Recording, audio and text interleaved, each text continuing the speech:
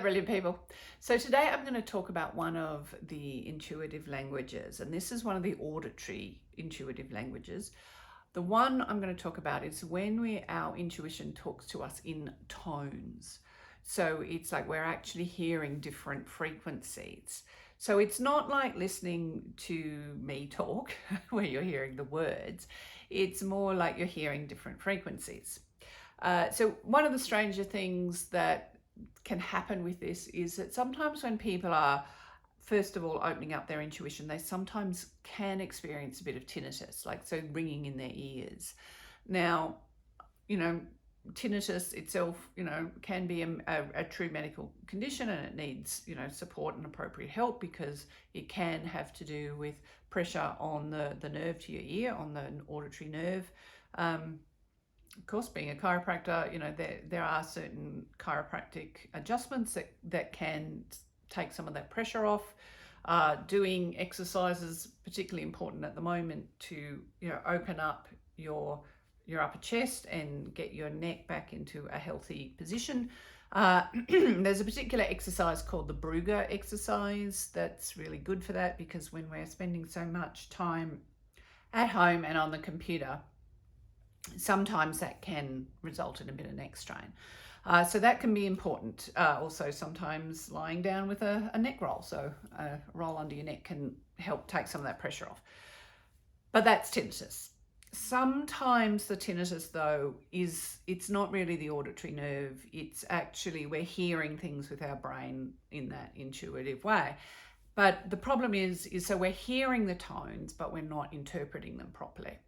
So when my intuition was starting to open up again in this lifetime, there was a time when I was getting a lot of tinnitus. And at one point it was getting really quite significantly loud. And I knew that it was something my system was trying to tell me, though, because if I focused on it, it's almost like I almost got this image in my head of somebody trying to talk to me, but all I was hearing was these tones. So focus and intention, I would focus on the tone with the intention that, that I would understand what that communication was. And, eventually I worked through that. But if you get that, it may be that you need to see your chiropractor, but it also may be that, yes, it is, your intuition, and that your intuition is particularly auditory. Obviously, those among us who are more musical, they often tend to have more auditory intuitions. And the other way that you can work with it more consciously, though, is to actually listen to different tones. There are different apps you can get on your phone. You can get even a kid's xylophone, or if you've got access to a piano or a guitar or some kind of musical instrument, listen to the different tones. And as you're listening to each tone, just be open to what that actually comes up, what that sort of triggers in your mind. Like, what does it make you think of? Because the trick with a lot of, different forms of intuition, as I've said before, and will no doubt say many times again, is that it isn't just being able to perceive it, it's being able to interpret it. So that's what we need to learn to do.